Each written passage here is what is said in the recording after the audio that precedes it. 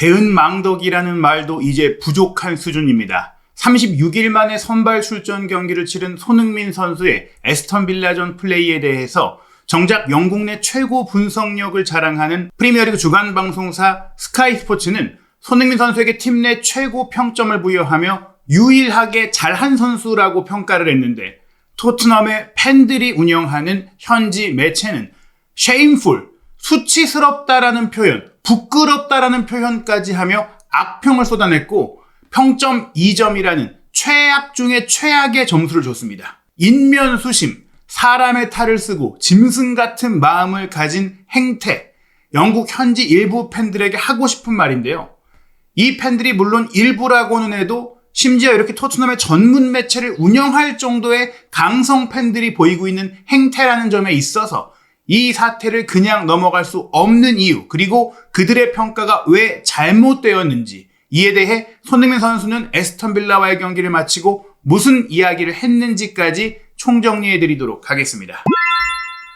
먼저 토트넘 호스퍼 뉴스의 아히드 아브라르 기자, 이 사람이 지속적으로 손흥민 선수에게 악평을 쏟아내고 또 이적을 해야 된다, 떠나야 된다, 팔아야 된다 주장하고 있는 토트넘 호스퍼 뉴스의 기자입니다. 팬 출신 기자, 팬 출신 라이터라고 할 수 있는데, 제목부터가 손흥민 shameful, 팀메이트 샤인스, 손흥민 선수는 부끄럽고 수치스럽고 창피했고 팀 동료들은 빛났다라고 노골적으로 손흥민 선수를 까내리는 평점 기사를 내놓은 것입니다. 영국 현지 시간으로 5월 16일 에스턴 빌라의 안방 빌라파크에서 열린 프리미어리그 37라운드 경기, 토트넘은 에스턴 빌라에 0대2로 패배했는데, 이 경기에서도 손흥민 선수의 부진은 계속됐다라고 했어요.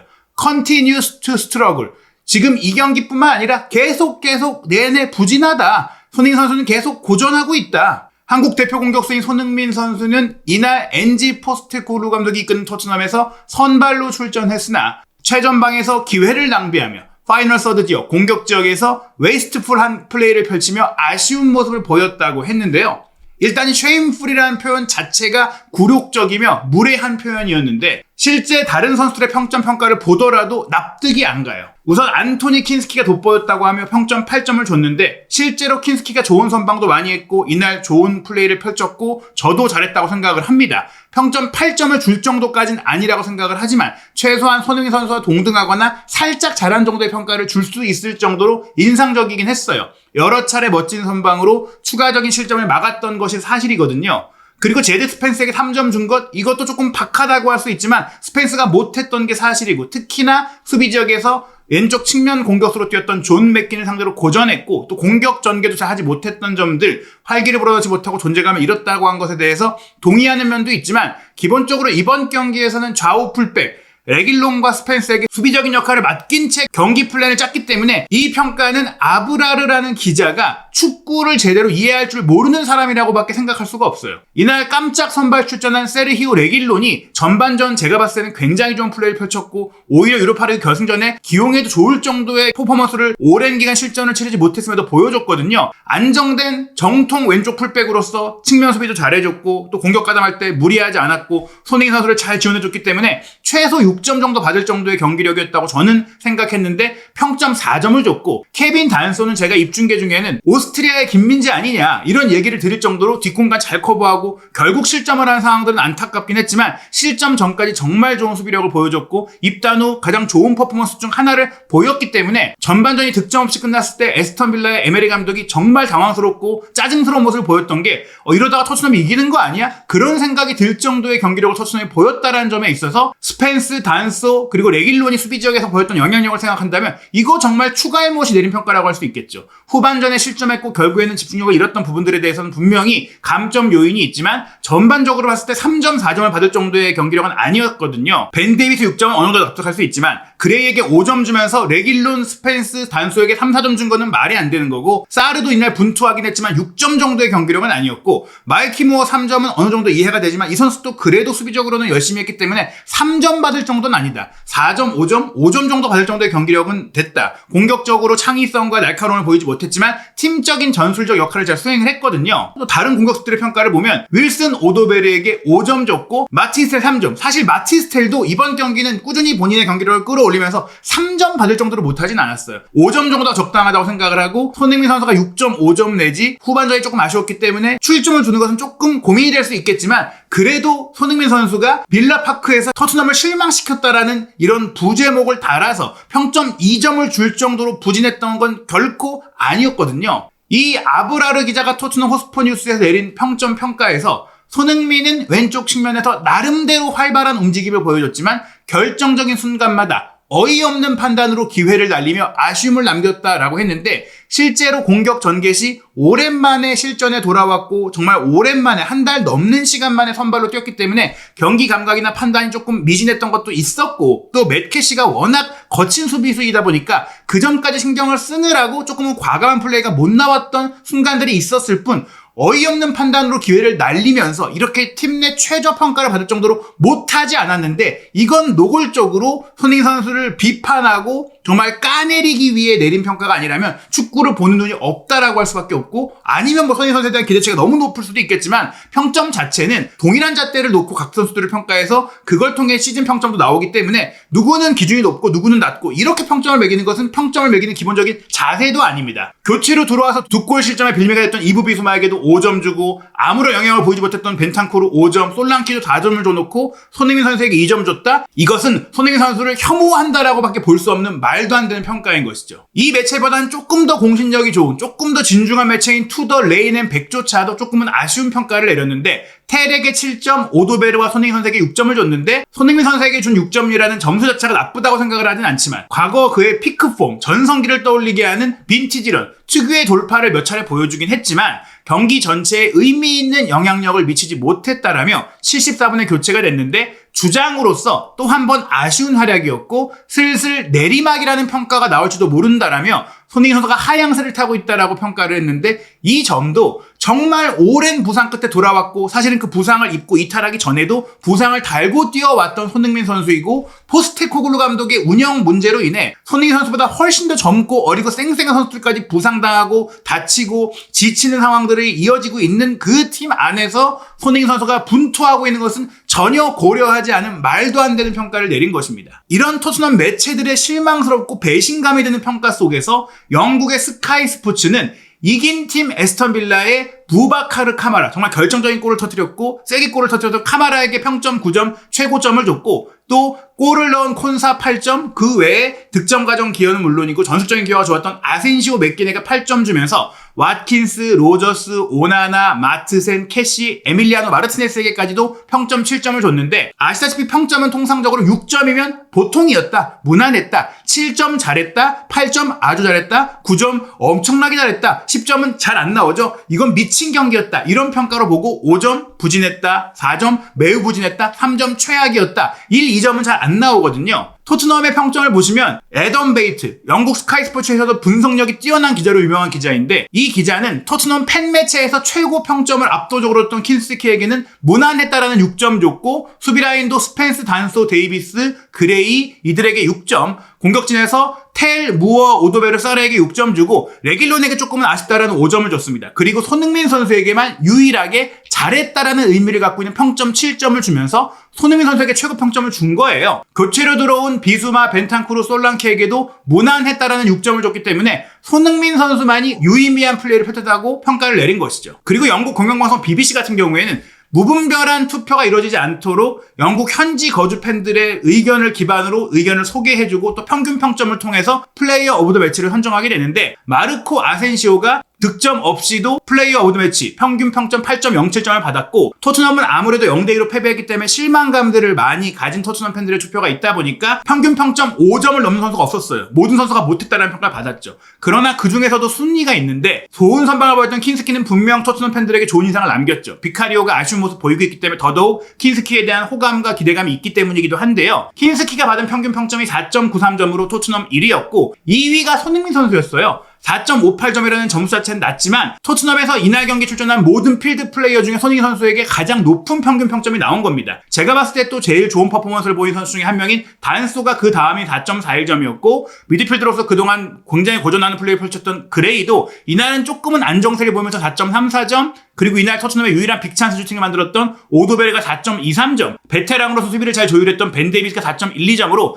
대체적으로 이 평균 평점 결과는 납득이 되는 수준입니다. 즉 손흥민 선수는 이날 경기 토트넘 선수 중에서 최악의 평점을 받을 이유가 없다라는 것이 다른 매체의 평가들을 통해 드러나는 겁니다. 심지어 손가 기자로 유명한 영국 런던 지역신문 더 스탠다드의 댄 킬패트릭 기자조차도 이 경기 평점 기사를 쓰면서 손흥민이 라이블리 유로파리그 결승전을 앞두고 활기를 되찾았다. 그리고 스파크를 보여줬다. 손흥민의 공격 위협이 순간순간 번뜩였다라고 평가를 했고 유망주인 아치 그레이와 마이키 무어는 또다시 고전을 했다라는 표현을 하면서 손흥민 선수가 잘했고 오히려 토트넘 팬들이 과대하게 기대하면서 좋은 평가를 내린 무어나 그레이에게는 아쉬운 평가를 내린 거예요. 실제 평점을 보시면 킨스키 7점, 단소 7점, 데이비스 7점 등 제가 말씀드린 대로 수비라인에서 분명히 좋은 활약을 선수들에게 높은 평점을 주면서 그 다음으로 높은 6점 점수를 손흥민 선수에게 줬어요. 전반전에 득점에 근접한 장면도 있었고 또 왼쪽 측면에서는 특유의 트레이드마크 돌파를 통해 불을 뽑았고 또 그를 통해 눈길을 여러 번 끌었다라고 평가를 했거든요. 잘했다라는 얘기죠. 알리스터 골드 기자로 유명한 풋볼 런던도 손흥민 선수에게 6점을 줬는데 킨스키에게 8점으로 아주 높은 평점을 줬지만 비수마 4점, 오드베르 5점 등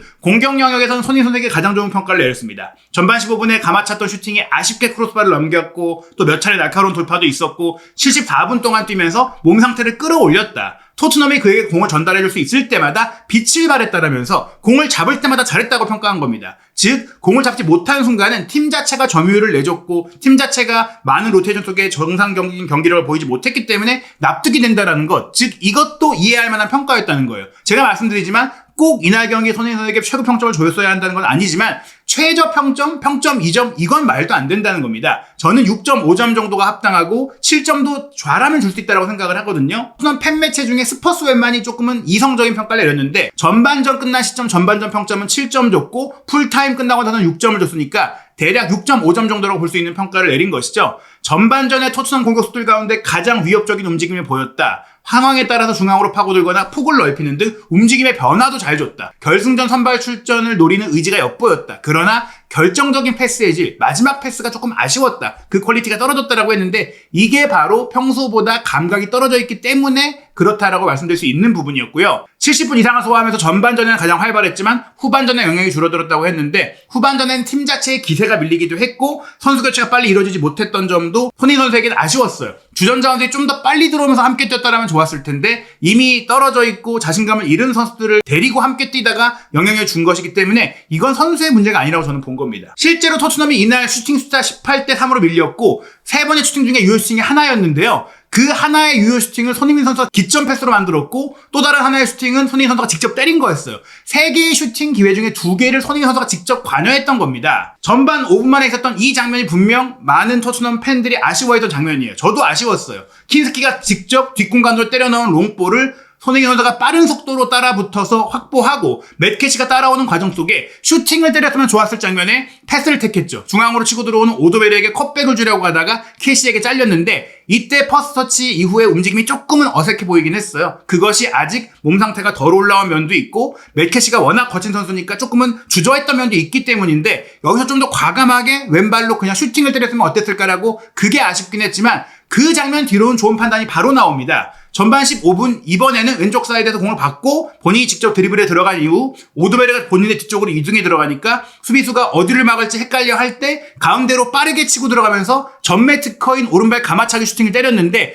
이게 아슬아슬하게 골대를 넘겼어요. 조금만 낮았다면 골이 될 수 있었던 원더골이 될 수 있었던 손흥민 선수의 멋진 감차가 골이 될 수 있었던 장면이었거든요. 그리고 이 장면이 이날 경기 가장 위협적인 토트넘의 공격 기회 중 하나였고 그리고 1분 뒤에는 손흥민 선수가 중앙 지역으로 이동해서 3명의 에스턴 빌라 미드필더를 관통하는 스루 패스를 오도베르에게 연결해줬고 오도베르가 테리에게 주고 테리 다시 컷백해서 오도베르가 슈팅한 게 골키퍼 정면으로 갔죠. 완전한 빅찬스 프리찬스에서 아쉬운 마무리 때문에 골이 되지 못한 장면이었습니다. 그리고 후반전에 토트넘은 레길론이 프리킥 상황에서 때린 슈팅이 유일한 슈팅이었고 오픈 플레이에서는 기회를 아예 창출하지 못했으며 손흥민 선수가 빠진 이후 들어왔던 히샬리송, 솔랑키, 존스는 아무것도 보여주지 못했어요. 주전이라고 생각하는 선수들이 나왔음에도 아무것도 못했다라는 겁니다. 경기를 마치고 손흥민 선수는 몸 상태 좋습니다. 물론 첫 선발 복귀 경기였기 경기였기 때문에 약간 피곤하긴 하지만 전반적으로 괜찮고 준비가 되어 있다라고 했고, 이렇게 다시 경기를 뛰면서 실전 감각을 끌어올릴 수 있어서 정말 좋았다라는 말로 이 경기에 내가 아직 몸을 끌어올리는 예열 단계다라고 얘기를 했는데, 그 예열 단계를 보고서 부끄럽다, 수치스럽다, 그리고 내리막기다 이딴 평가를 내리는 팬들이 유로파리그 결승전을 앞두고 힘내고 있는 손흥민 선수에게 어떤 도움이 되느냐. 이거 토트넘을 응원하는 매체로서 이런 팬들이라면 토트넘은 손흥민 선수를 가질 자격이 없다라고 저는 생각을 하는 겁니다. 손흥민 선수가 분명 이번 경기는 아쉽지만 정말 중요한 건 결국 유럽 시간으로 수요일 밤, 한국 시간으로 목요일 새벽에 있을 빌바오에서의 맨유와 유로파리그 결승전이고, 그날이 내 인생에서 가장 큰 날이자 특별한 순간이 될 것이다라며 그날을 위해 모든 준비를 하고 있고, 그날 우리가 역사적 순간을 만들어내길 바란다라고 이런 결연한 의지를 밝히는데, 그리고 내가 이런 상태에서 경기를 준비하고 있다라고 말하고 있는데도 이따위 평가를 내리는